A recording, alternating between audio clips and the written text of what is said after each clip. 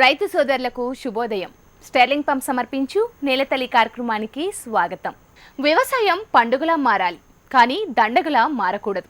సాగును రైతు లాభసాటిగా మార్చుకోవాలంటే రైతు అనుసరించాల్సిన విధానం ఏంటి? ఎలాంటి విధానాలు రైతును గట్టెక్కించగలవు? తెలుసుకునే ప్రయత్నం చేద్దాం ఇవాల్టి నేలతల్లిలో.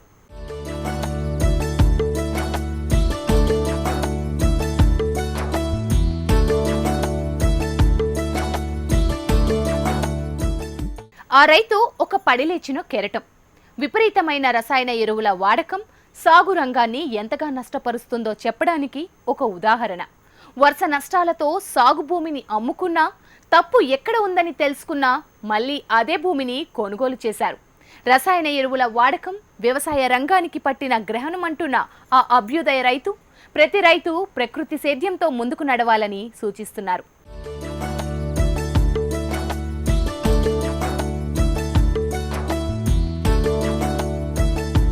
స్వాతంత్ర్య అనంతరం సాగును నమ్ముకున్న చాలా మంది రైతులు అతి కొద్ది కాలం మాత్రమే లాభాలు పొందారు.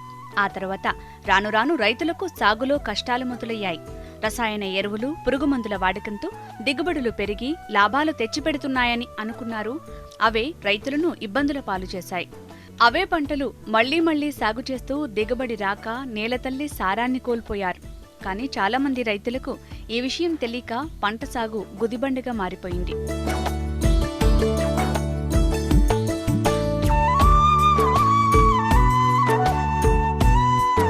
ఇక్కడ మనం చూస్తున్న రమణారెడ్డి కారువంగ గ్రామం, నాగర్ కర్నూలు జిల్లా. వీరిది మొదటి నుంచి వ్యవసాయ కుటుంబమే. అందరి రైతుల మాదిరి వీరు కూడా ఎక్కువ విస్తీర్ణంలో పత్తిని సాగు చేసుకుంటూ వచ్చారు. వ్యవసాయం మొదలుపెట్టిన 10 ఏళ్లలో రసాయన ఎరువులతో వ్యవసాయం చేసి ఎన్నో ఒడిదొడుకులు ఎదుర్కొన్నారు. ఒకానొక దశలో శక్తికి మించిన అప్పులు చేయాల్సి వచ్చింది. మొదటి నుంచి మాది మధ్యతరగతి వ్యవసాయ కుటుంబమే. మా నాన్నగారి టీచర్ అని వ్యవసాయం మీద ఇష్టంతో వ్యవసాయమే చేసుకుంటూ వచ్చేవాళ్ళు. వ్యవసాయం మీద కూడా బాగా పట్టు ఉన్నది. తర్వాత ఈ పత్తి అనేది వచ్చిన తర్వాతనే రైతులందరూ రసాయనాలకు ఎక్కువ అలవాటు పడ్డారు. అదే విషయంలో మేము కూడా రసాయన వ్యవసాయం చేసుకుంటూ వచ్చినాము. నా పెళ్ళి 24 సంవత్సరాలు అవుతుంది. ఒక 10 సంవత్సరాలు ఒకటి పెళ్ళి అయిన తర్వాత కూడా 10 సంవత్సరాలు మేము రసాయన వ్యవసాయమే చేసినాము. ఆ రసాయన వ్యవసాయంలో మేము ఎక్కువ శాతం మాకేందంటే వర్షాధారంగానే పంటలు పండించే వాళ్ళం. మాకు నీళ్లు చాలా తక్కువ, మాకు యొక్క కాలువలు ఇలాంటివి ఏం లేవు కాబట్టి వర్షాధారంగానే పంటలు పండాలి. కొద్దిగా వరి, ఏదో కొద్దిగా మిర్చి పండించే వాళ్ళం. మిగతాదంతా మేము వర్షాధారంగానే పత్తి పెట్టేవాళ్ళం. పత్తి తర్వాత ఆముదాలు అవన్నీ పెట్టేవాళ్ళము. ఆముదాలు వాటికి బుడిది తెగులు మనం వర్షం అనుకూలంగా లేకపోతే అది మొత్తం పోయేది కాబట్టి తర్వాత ఆముదాలు, మొక్కలు వీటి స్థానంలో పూర్తి స్థాయిలో మొత్తం పత్తి అనేది ఆక్రమించేసింది. తర్వాత మొదలు నాన్ బీటీ ఉన్నది. నాన్ బీటీ ఉన్నప్పుడు 15 నుంచి 20 సార్లు మేము రసాయనాలు వాడేవాళ్ళం. మేము ఆ టైంలో రసాయనాలు వాడితే మాకేందంటే మా పరిస్థితి పెట్టిన పెట్టుబడి కూడా చేతికి వచ్చేది కాదు. అప్పుల పాలు అయ్యేవాళ్ళం. అదనంగా ఒక సంవత్సరం మాకు 10 ఎకరాలు పెడితే 100 క్వింటాల పత్తి అయింది. 100 క్వింటాల పత్తికి మాకు మిగిలింది ఆ సంవత్సరం మొత్తం అన్ని ఖర్చులు మొత్తం రసాయన పెట్టుబడి అన్నీ పోతే మాకు మిగిలింది 11 రూపాయలు. ఆ 11 రూపాయలు అనేది ఈనాటి రైతులు ఆత్మహత్యలు చేసుకుంటున్నారు. అంటే ఎందుకు చేసుకుంటున్నారు అని అనుకుంటాం, కానీ ఆ రోజు మాకు కూడా అదే పరిస్థితి మేము. కాబట్టి ఆ టైంలో ఏంటంటే అరే ఏంటిది ఇంత ఇవాళ ఇంత చేసి ఇవాళ మనం 25-30 ఎకరాలు ఉండి మనం 30 ఎకరాలు, మాకు 30 ఎకరాలు మొత్తం ఉంది వ్యవసాయము. 30 ఎకరాల్లో 10 ఎకరాలు ఆ టైంలో 95,000కు మేము అమ్ముకోవాల్సి వచ్చింది. ఎకరాకు 9,500 చొప్పున 95,000కు 10 ఎకరాలు అమ్మేసినాం మేము అప్పుడు. ఆ టైంలో మాకు ఒక అతను గ్రామ భారతి అనే ఒక స్వచ్ఛంద సంస్థ ద్వారా ఒక అతను స్తంభారెడ్డి గారు అని రావడం జరిగింది మా ఊరికి వచ్చి. ఆయన సంస్థ ద్వారా మీరు రసాయనాలు బంద్ చేసి రసాయనాలు తగ్గించుకుంటూ 1 ఎకరాలో మీరు గో ఆధారిత వ్యవసాయం చేయండి అని ఆయన చెప్పి వెళ్ళిపోయాడు. తర్వాత మా మండలంలో హుస్సేన్ బాబా అని ఒక ఏవో ఉన్నాడు, అగ్రికల్చర్ ఆఫీసర్. ఇప్పుడు ప్రజెంట్గా దేవరకొండ ఏడీగా పనిచేస్తుండే ఆ సారు కూడా మా ఊరికి వచ్చి, ఆయన మా ఏవోగా ఉండి మా ఊరికి వచ్చి ప్రభుత్వం ద్వారా ఎన్పిఏ నాన్ పెస్ట్ మేనేజ్మెంట్ దాని ద్వారా అవన్నీ కొన్ని ప్రోగ్రాంలు చేస్తుంటే పొలం బడి అటువంటి వాటిలో మీరు రసాయనాలు తగ్గించండి రెడ్డి గారు అంటే కొద్ది ఇంట్రెస్ట్ అంటే మీకు ఇంట్రెస్ట్ ఉంది చెయ్యండి అని అన్నాడు. అలాగే మా దగ్గర ప్రాంతీయ వ్యవసాయ పరిశోధన స్థానం ఉంది. అక్కడ గోవర్ధన్ అనే సైంటిస్ట్ ఇప్పుడు హైదరాబాద్లో ఉన్నాడు, రాజేంద్ర నగర్లో. వారు కూడా ఈ ముగ్గురు నాకు ఈరోజు ఇక్కడ ఈ టీవీ ముందు మాట్లాడడానికి కానీ మేము రసాయనాలు బంద్ చేయడానికి కానీ ముఖ్య కారకులు వీళ్ళే. నాకు పూర్తి ఇన్స్పిరేషన్ వీరు ముగ్గురే. చాలా మంది రైతులు పెట్టిన పెట్టుబడులు, వచ్చిన ఆదాయానికి లెక్కలు వేయరు. ఫలితంగా లాభ నష్టాలను బేరీజు వేసుకోవటంలో విఫలమవుతున్నారు. ఈ రైతు మాత్రం 30 ఎకరాలు పత్తి సాగు చేసి లెక్కలను అంచనా వేశారు. ఏడాదిలో మిగిలింది ఎంత అంటే 11 రూపాయలు మాత్రమే. దీంతో ఉన్న భూమిలో 10 ఎకరాల భూమిని ఎకరా 9,000 రూపాయలకు అమ్ముకున్నారు. రైతుకు భరోసాగా ఉండి బతుకునిస్తుంది అనుకున్న భూమి వీరికి అప్పులు మిగిల్చింది. ఉన్న భూమిని అమ్ముకునేలా చేసింది. దీంతో వీరికి వ్యవసాయం అంటే విరక్తి కలిగే పరిస్థితులొచ్చాయి. కానీ ఆ సమయంలో ఒక వ్యక్తి పరిచయం, అతని మాటల వలన వీరి వ్యవసాయ విధానం పూర్తిగా మారిపోయింది. పంట సాగు నష్టాల నుంచి లాభాల బాటలోకి మళ్ళింది. మేము సుభాష్ పాలేకర్ గారి మీటింగ్కి వెళ్ళడం జరిగింది హైదరాబాద్ లక్కడి కఫుల్లో. అప్పుడు ఆ మీటింగ్లో వారితో మొత్తం ఒక ఆవుతో 30 ఎకరాలు వ్యవసాయం అంటే విని ఇన్స్పిరేషన్ అయ్యి దాన్ని పేపర్లో చదివి హైదరాబాద్ పోయి అక్కడ పోయి మేము అక్కడ ట్రైనింగ్ తీసుకొని వారి అప్పటి నుంచి ఇప్పటి వరకు ప్రతి మీటింగ్ కూడా మేము వెళ్తుంటాము. నేను నా భార్య కూడా మాకు అన్ని రకాలుగా మేమిద్దరం చేస్తుంటాం. కాబట్టి ఇంకోటి ఈ విషయంలో చాలా ఆర్థికంగా ఇబ్బందులు పడ్డాం. కాబట్టి మేము ఇద్దరం అనుకొని ఒక 1/2 ఎకరా 1/4 ఎకరా స్టార్ట్ చేయడం జరిగింది. తర్వాత దాన్ని 1 ఎకరా పెంచుకుంటూ వచ్చి ఈరోజు మేము 25 ఎకరాల వరకు చేస్తున్నాము. తర్వాత ఇంకొక గొప్ప విషయం ఏంటంటే ఒక మధ్యతరగతిలో ఉండి 10 ఎకరాలు మేము పొలం అమ్ముకున్న వాళ్ళం కూడా అదే 10 సంవత్సరాల తర్వాత 15 సంవత్సరాల తర్వాత మేము దాన్ని మళ్ళీ ఆ రోజు 95,000 అమ్మింది, దాన్ని 35 లక్షలు వెచ్చించి మళ్ళీ 10 ఎకరాలు కొనడం జరిగింది. ఎందుకంటే వస్తువు పోయిన చోటని వెతుక్కోవాలనేది మన పెద్దలు చెప్పిండ్రు. దాన్నే పాటించి మేము అదే పొలంలో వస్తువు మా పొలం అనేది మా డబ్బులు పొలంలోనే పోయినా, మేము పొలం ద్వారానే నష్టపోయినాం. వ్యవసాయం చేశారు ఏ వ్యవసాయం అంటే రసాయన వ్యవసాయం చేసి నష్టపోయినాం. కాబట్టి అదే రసాయనాలను బంద్ చేసి మళ్ళీ ప్రకృతి వ్యవసాయం చేసి పాలేకర్ గారి పద్ధతి తర్వాత గోదావరి వ్యవసాయం అనేది ఈ రకంగా చేసి మేము పూర్తి స్థాయిలో ఇవాళ మాకున్న 20 ఎకరాలతో పాటు పోగొట్టుకున్న 10 ఎకరాలను కూడా కొని ఇవాళ ధైర్యంగా సమాజంలో నిలబడగలిగినాం. ఇవాళ ఎంతోమంది మా పొలాన్ని కూడా ఎంతోమంది ప్రతిరోజు కూడా రైతులు వస్తుంటారు. ఒక ప్రదర్శన చాలా మారిపోయింది.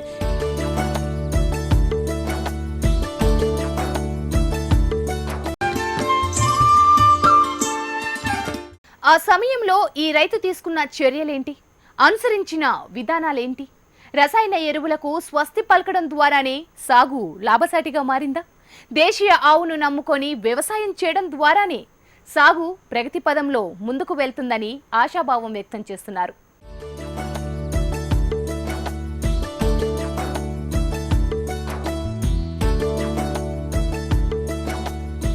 గ్రామ భారతి సంస్థ అవగాహన సదస్సుకు హాజరైన ఈ అభ్యుదయ రైతు వ్యవసాయ విధానాన్ని మార్చుకున్నారు.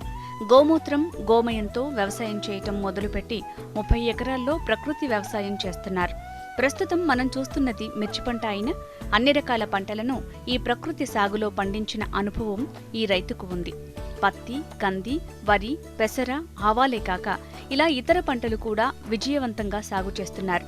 భారతదేశం రైతు వ్యవసాయ ప్రధాన దేశం కాబట్టి వ్యవసాయంలో సాయం ఉంది, అగ్రికల్చర్లో కల్చర్ ఉంది. ఆ కల్చర్ అనేది పోగొట్టుకోవద్దు, మన సంస్కృతి మనం కాపాడుకోవాలి. వ్యవసాయం అంటే 10 మందికి చేయాలనే సాయం మన పెద్దలు చెప్పిండ్రు. ఇవాళ రైతు 10 మంది సాయం కొరకు ఎదురు చూస్తున్నాడు. ఎవరిస్తారు అప్పిస్తారేమో అని చెప్పి అందరి దగ్గరికి పోయి దేహ్యాన్ని చేతులు దాస్తున్నాడు.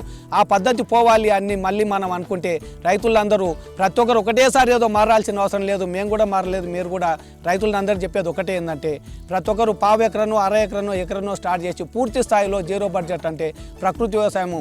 ఇలా మీరు దానికి ఎవరేం చెప్పినా కేంద్ర ప్రభుత్వం సేంద్రీయ వ్యవసాయం అంటుంది, ఎవరేదన్నా అని దీన్ని రసాయనాలు తగ్గించుకుంటూ 1 ఎకరంతో స్టార్ట్ చేస్తే దాన్ని చాలా బాగుంటుంది. రైతుల ఆత్మహత్యలు అనేది 100% నివారించవచ్చని నేను అనుభవపూర్వకంగా నేను ఒక గర్వంతో చెప్తున్నా. రైతన్న మేల్కో, రసాయనాలు మర్చిపో అనేది ఒకటే మనం రైతంతా జ్ఞాపకం పెట్టుకుంటే రైతు ఒకప్పుడు ఏంటంటే ఉత్తమ కేతి వ్యవసాయం చేసేవాడు ఉత్తముడు, వ్యాపారం చేసేవాడు మధ్యముడు, అధమం చాకిరి.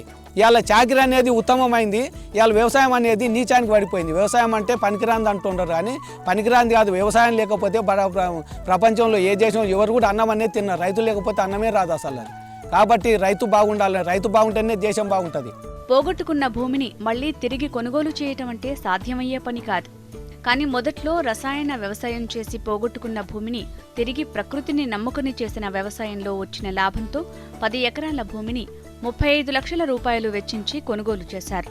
ఎక్కడైతే పోగొట్టుకుంటామో అక్కడే వెతుక్కోవాలన్న పెద్దల మాటలను ఈ వ్యవసాయం ద్వారా నిరూపించారు. ప్రతి మిర్చి వరి పెడతాం మేము ఎక్కువ శాతము. మాకు వ్యవసాయం ఇప్పటికి కూడా వర్షాధారంగానే చేస్తాం. ఈ సంవత్సరం 18 ఎకరాలు పత్తి పెట్టినాము. దాదాపు 180 క్వింటాల వరకు వచ్చింది ఇంత కరువు పరిస్థితులలో కూడా. 160 క్వింటాల్ అయింది, ఇంకొక 20 దాదాపు 200 క్వింటాల వరకు వస్తుంది. ఒక్కసారి వర్షం వస్తే మాత్రం దాదాపు 300 క్వింటాల్ అయ్యేది. పూర్తి స్థాయిలో అందులో ఏ విధమైన ఒక చెంచాడు కూడా మేము ఫర్టిలైజర్ కానీ ఒక 1 ml కూడా మేము రసాయనాలు అనేది వాడలేదు. కాబట్టి చాలా బాగుంది. చాలామంది రైతులు చూసిపోయింది, ఇప్పటికి కూడా బాగుంది, మంచిగా ఉంది, ఇంకా కాయలు కాసినవి మంచిగా ఉన్నది, పత్తి కూడా నాణ్యంగా ఉంది. దాన్ని కూడా వేరే తమిళనాడు వ్యూవర్స్ సొసైటీ వాళ్ళు వచ్చి కూడా చూసిపోవడం జరిగింది. దాన్ని టెస్ట్ చేసి మేము తీసుకుంటామని కూడా చెప్పడం జరిగింది వాళ్ళు. కాబట్టి ఈ రకంగా ఏంటంటే తర్వాత వరి పెట్టినాం. వరి గత సంవత్సరం మాకు 55 బస్తాలు అయింది ఎకరాకు. గత సంవత్సరం ఒక ఎకరాకు 55 బస్తాలు అయింది ప్రకృతి వ్యవసాయంలో. ఈ సంవత్సరం 68 బస్తాలు వచ్చింది. 70 అని అనుకున్నాం, 70 అంటే 68 బస్తాలు వచ్చింది. కాబట్టి రైతులు ఖచ్చితంగా వరిలో ఇంకా ఈజీగా చేసుకోవచ్చు మనం. ఎందుకంటే ఏ విధమైన రసాయనాలు లేకుండా చేసుకుంటే దానికి వచ్చే తెగులు 1-2 తెగులే వస్తాయి. దానికి అగ్నాస్త్రము తర్వాత నీమాస్త్రం ఈ 2 వాడితే వరికి ఏ విధమైన తెగులు ఉండవు. తర్వాత వరికి కానీ పత్తికి కానీ మనకు వచ్చే ఖర్చు రసాయనాల రూపకంగా మనం చేసే మా పద్ధతిలో మనం అగ్నాస్త్రం, బ్రహ్మాస్త్రం, నీమాస్త్రం, దశపర్ణి కషాయము, గోబానము, తర్వాత కోడిగుడ్ల కషాయము ఇలాంటివి ఏవి చేసినా కానీ మనం ఇందులో వచ్చేది ఒక ఎకరాకు 3,000 నుంచి 5,000 వరకు వస్తుంది. తర్వాత ఒక మిర్చికి మాత్రం 10,000 వరకు మనకు ఖర్చు వస్తుంది. కాబట్టి రైతులు ఇది కూడా గమనించాలి. ఈ సంవత్సరం మేము మిర్చి 3 ఎకరాలు పెట్టినాము. ఇప్పుడు చాలా నిన్నమన్న తెగుళ్ళు వచ్చి పోయినా కానీ చాలామంది ఎంతోమంది ఇప్పుడు విపరీతమైన రసాయనాలు కొడుతున్నారు. చాలామంది మాకు ఫోన్లు చేయడం కూడా జరుగుతుంటుంది. వారికి కూడా మాకు తోచిన సలహాలు మేము ఉన్న పరిస్థితిని వాళ్ళు చెప్తుంటాం మేము. తర్వాత కొంతమంది వాట్సాప్లో ఫోటోలు పెడుతుంటారు, కొంతమంది వచ్చి చూసిపోతారు. కొన్ని దగ్గర ఉన్నాయి మాకు వీలున్న పొలాలకు కూడా మేము వెళ్ళి చూడడం జరుగుతుంది.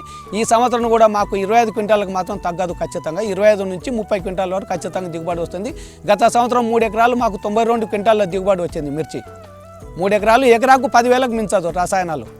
అంటే రసాయనాలు లేకుండా మా రసాయనాలు మేము చేసే మా కషాయాలకు అన్నిటి కలిసి మాకు పెట్రోల్ పంపు కానీ తర్వాత బెల్లం కానీ ఇలాంటి మేము పప్పుల పిండి కానీ వీటన్నిటిని కూడా తర్వాత మిర్చిలో అంతర్ పంటగా ఆవాలు, ధనియాలు, తర్వాత మెంతులు, గోధుమలు ఈ 4 రకాలు వేస్తాము. ఇవన్నీ 70 రోజుల పంట, అన్నీ 70 నుంచి 90 రోజుల లోపల వచ్చేస్తవి. ఈ మిర్చి ఈ తోట ఈ చేను ఇలా ఉండగానే అవి మొత్తం మళ్ళీ మనకు వస్తవి. ఒక ఎకరాకు 1 క్వింటాల్ అయినా దాదాపు 40-50 వరకు దీంట్లో దిగుబడి ఇవన్నీ వస్తున్నాయి మనకు. కాబట్టి ఈ రకంగా రైతులు అంతర్ పంటలు వేసి అధిక ఆదాయం తీసుకోవచ్చని నేను గంటాబజాయించి చెప్తున్నాను. తాను లాభాలు పొందాడు కాబట్టి ఇతర రైతులకు ఈ వ్యవసాయం చేయాలనే సలహాలు ఇస్తున్నాడు. ఒక్కసారిగా ఉన్న భూమిని అంతా కాకుండా మొదట కొద్ది మొత్తంలో ప్రకృతి సాగు మొదలుపెట్టి పెంచుకుంటూ పోతే రైతుకు నమ్మకంతో పాటే లాభాలు పెరుగుతాయని తన అనుభవం ద్వారా వివరిస్తున్నారు. రైతు బాగుంటేనే దేశం బాగుంటుంది.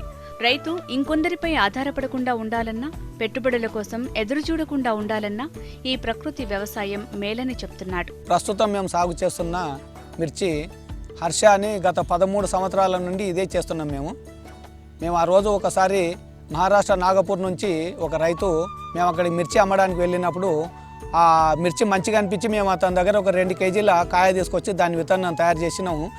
అప్పటి నుంచి ఇప్పటి వరకు దాన్ని మళ్ళీ తిరిగి చూడలేదు. అదే దేశీ రకం. అది ఇప్పటి వరకు 13 సంవత్సరాల నుంచి అదే విత్తనం నడుస్తుంది.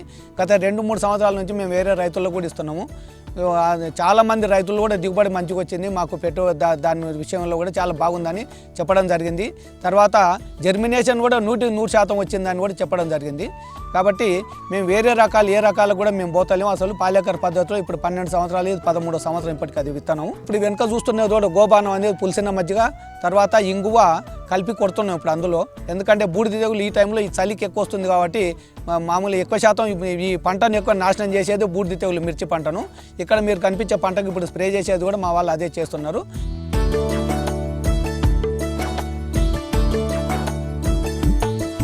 రమణారెడ్డి పండిస్తున్న మిర్చి గత 13 ఏళ్లుగా ఒకే రకం కావడం, అది కూడా దేశీయ విత్తన రకం కావటం విశేషం. రమణారెడ్డి మిర్చిలోనే కాదు, పత్తి, వరిలో కూడా అంచనాకు మించి అధిక దిగుబడులు సాధిస్తున్నారు. వరిని ప్రకృతి సాగులో చేయడం చాలా తేలికైన విషయమని తన అనుభవం ద్వారా వివరిస్తున్నారు.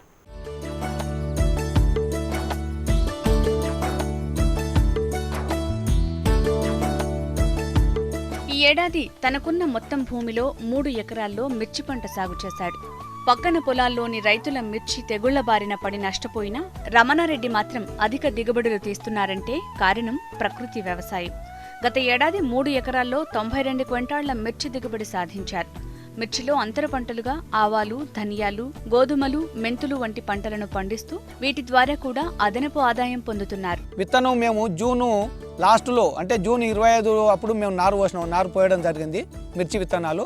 జూన్ 25 నుంచి జూలై 25, ఆగస్టు 15కు ఆగస్టు 11, 12వ తారీఖులో మేము దాన్ని మిర్చి నారు నాటడం జరిగింది. అయిపోయింది అన్నట్టు 40-45 రోజుల తర్వాత నాటినాము. తర్వాత అప్పటి నుంచి ఇప్పటి వరకు దానిలో మేము చాలా జాగ్రత్తలు తీసుకోవడం జరిగింది. నాటిన 20 రోజుల తర్వాత మొదటిసారి జీవామృతం ఇవ్వడము, తర్వాత ఒకసారి నీమాస్త్రము, తర్వాత ఇంకొకటి ఏంటంటే మొదలు దుక్కిలో మెయిన్ ఫీల్డ్లో నాటకంటే ముందు ఘనజీవామృతం ఎకరాకు 2 క్వింటాల చొప్పున ఇప్పటికీ పంట కాలంలో నాటకంటే ముందు ఒకసారి వేసినాం. తర్వాత ఈ పంట కాలంలో ఇప్పటి వరకు 4 సార్లు ఘనజీవామృతం అంటే ప్రతిసారి కూడా 2 క్వింటాలు వేయడం జరుగుతుంది. వేసినప్పుడల్లా 2 క్వింటాల ఘనజీవామృతం వేస్తేనే పొలం దానికి చెట్టుకు మంచి ఒక స్ట్రెంత్ అనేది ఒక బలం అనేది వస్తుంది. కాబట్టి చాలా బాగుంటుంది, మంచి పెరుగుదల కూడా బాగుంటుంది. తర్వాత మొక్కకు కావాల్సిన సూక్ష్మ పోషకాలు అనేటివి కూడా మొత్తం అందుతాయి ఈ రకంగా చేయడం వలన. అలాగే జీవామృతంలో కూడా మైక్రో న్యూట్రియంట్స్ అనేటివి ఉంటాయి కాబట్టి ప్రతి 15 రోజులకు ఒకసారి మేము స్ప్రే చేస్తాం జీవామృతం కూడా ఈ రకంగా. తర్వాత వేప నూనె, తర్వాత నీమాస్త్రము, ఆ తర్వాత ఏమైనా ముడత అనేది వచ్చినప్పుడు ఎక్కువ శాతము ఈ దశపర్ణి కషాయం కానీ నీమాస్త్రం కానీ, తర్వాత ఈ పులిసిన మజ్జిగతోని ఈ బూడిద తెగులకైతే పులిసిన మజ్జిగ గోబానము, తర్వాత ఇంగువ, తర్వాత సొంటి కలిపి ఇలాంటివి కలిపి స్ప్రే చేస్తుంటాము. అలాగే కొన్నిసార్లు మనం మొక్క పిందె దశలో ఉన్నప్పుడు బొట్టె పోతుంది అని అంటారు. దానికి ఏంటంటే మనం అగ్నాస్త్రం కొడితే ఖచ్చితంగా పోతుంది. ఈ రకంగా మనము ప్రకృతి వ్యవసాయం అనేది చేస్తే తర్వాత పర్యావరణం అనేది మంచి సంరక్షించబడుతుంది. భూమిలో ముఖ్యంగా మనము జీవామృతము ఘనజీవామృతం వేయడం వలన భూమిలో వానపాములు అనేవి బాగా డెవలప్ అవుతుండే. ఈ సంవత్సరం ఇంకొకటి ఏంటంటే మొక్క పెరుగుదలకు బాగా దోహదపడేది ఒకటి మనం ఇప్పుడు కలబంద తులసి కషాయం అనేది చాలా బాగుంది. కలబంద మనం అలోవెరా అని అంటాం కదా, కలబంద తులసి కషాయంతో కూడా మంచి లాభాలు ఉన్నవి. అది మొక్క మంచి గ్రోత్ ప్రమోటర్గా పనిచేస్తుంది. మంచి యూరియా అలాంటివి వేస్తే ఎట్లా వస్తుందో ఆ యూరియా వేస్తేనే మళ్ళీ వెంటనే పోతుంది. కానీ దీని ద్వారా ఏంటంటే సహజసిద్ధంగా చేసే సహజంగానే ఉంటుంది. కాబట్టి ఇప్పుడు మాకు వచ్చింది కూడా ఒకసారి ఒక క్రాప్ ఒకసారి పికింగ్ అంటే ఒకసారి పండు ఏరడం జరిగింది, మిర్చి పంట తీయడం జరిగింది. అయినా మళ్ళీ నిన్నమన్న తెగుళ్ళు వచ్చి కూడా ఈ మధ్యన వచ్చిన వాటికి కూడా అన్ని పోయి కూడా తట్టుకొని మళ్ళీ కొత్త చిగురేసి మళ్ళీ కాపు కాస్తుంది. కాబట్టి 25 దాదాపు 35 క్వింటాల వరకు అనుకుంటే 25 నుంచి 30 అయితే మాకు 25 క్వింటాలకు తగ్గలేదు. ఇప్పటివరకు 25 నుంచి 30 క్వింటాలు మాకు ఖచ్చితంగా వస్తుంది. దీనికి మాకు అయ్యే ఖర్చు మాత్రం 10,000 రూపాయలు ఖర్చు అవుతుంది మాకు. ఇది మిర్చి పంటకు చలికాలంలో వచ్చే బూడిద తెగులుకు ప్రకృతి ఔషధం గోబానం పిచికారీ చేస్తున్నారు. పంటను ఎక్కువగా నాశనం చేసేది ఈ తెగులే కాబట్టి దీన్ని నియంత్రించగలిగితే మిర్చి సాగులో అధిక దిగుబడులు సాధించవచ్చు. మిర్చి పంటకు వేప నూనె, దశపర్ణి కషాయం, నీమాస్త్రం, గోబానం వంటి సహజ మందులను పిచికారీ చేస్తున్నారు. పిండి దశలో ఉన్నప్పుడే అగ్ని అస్త్రం చేస్తే ఎలాంటి చీడపీడలు ఆశించినా తట్టుకుని మంచి దిగుబడులు సాధించవచ్చు. ఈ ప్రకృతి సిద్ధంగా పండించిన ఉత్పత్తులను తిని ఇవాళ క్యాన్సర్ పేషెంట్లు కూడా మాకు చాలా బాగుందని చెప్పడం జరుగుతుంది. అది ఒక రైతుగా మాకు ఎంతో తృప్తినిస్తుంది. ఈ తృప్తి అందరికీ దక్కాలంటే అందరు రసాయనాలను తగ్గించుకొని మనం ప్రకృతి వ్యవసాయం చేయడం వరకు ప్రకృతి వ్యవసాయం వైపు మళ్ళడమే అతి ముఖ్యమైన రైతుకున్న ముందున్న సవాలు అదొకటే. కాబట్టి రసాయనాలను తగ్గించుకుంటే మనకు పెట్టుబడి అనేది 80% తగ్గుతుంది. ప్రతి 100కి 10 నుంచి 20 రూపాయల వరకే మనకు పెట్టుబడి అవుతుంది. కాబట్టి మనకు 80 రూపాయలు మనం అదనంగా మనకు ఇవాళ పెట్టుబడి రూపకంగా మిగులుతుంది. కాబట్టి రైతుకు అనేది మనకు పంట తక్కువ అండినా మనకు నష్టం లేదని ఇది నేను చాలా ఘంటాపథంగా చెప్తున్నా. రైతులందరూ ఏ పంట అయినా పండించుకోవచ్చు. తర్వాత దీనికి ఏ విధమైన సలహాలు సూచనలు కూడా మేము ఇస్తూనే ఉన్నాం. చాలా ఎక్కడ మీటింగ్ ఉన్నాను ఎక్కడ ఉన్నాను మేము పెడితే పోతున్నాము. తర్వాత రైతు నేస్తం ఫౌండేషన్ వాళ్ళు గుంటూరులో పెట్టినా అని హైదరాబాద్లో ఏకలవ్య వాళ్ళు కానీ రైతులకు కొంతమంది పిల్లలు ఇక్కడ మా దగ్గరకు వచ్చి కూడా 2-3 నెలల నుండి కూడా ట్రైనింగ్ తీసుకొని పోతున్నారు. వాళ్ళకు వసతి కల్పించి కూడా మేము చేస్తున్నాము. ఈ రకంగా రైతులందరూ దేశం మొత్తం ఈ రకంగా మన రాష్ట్రం కానీ మన జిల్లా కానీ దేశం ఈ రకంగా తయారైనాడే మనం అంతా బాగుపడతాం. మనకు ఇప్పుడు వచ్చే రోగాలు కానీ ఇవన్నీ తీసుకుపోయి హాస్పిటల్లోకి ఎట్టే బదులు మనం ఇవన్నీ చేసుకొని ప్రకృతితంగా వండించుకొని 10 క్వింటాలు కాదు 5 క్వింటాలు వండినా 5 క్వింటాలే మనకు మిగులుతుంది. ఇలా 10 క్వింటాలు వంతే కూడా మనం 1 క్వింటాల్ కూడా మనకి ఇంటికి వస్తాయి డబ్బులు. కాబట్టి ఇదొక్కటి రైతులందరూ దృష్టిలో పెట్టుకోవాలని కోరుకుంటూ పురుగు మందులు, రసాయన ఎరువులు నమ్ముకుని వ్యవసాయం చేస్తున్న నేటి తరం రైతులు రమణారెడ్డిని చూసి నేర్చుకోవాల్సిన అంశాలు చాలానే ఉన్నాయి.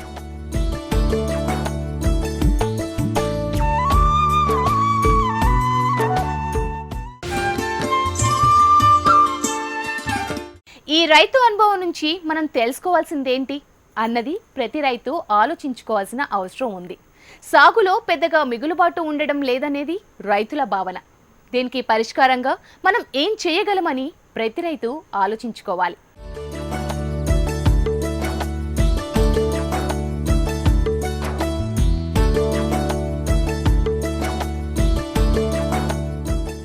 ఇది ఇవాల్టి స్టెర్లింగ్ పంప్ సమర్పించు నేలతల్లి కార్యక్రమం.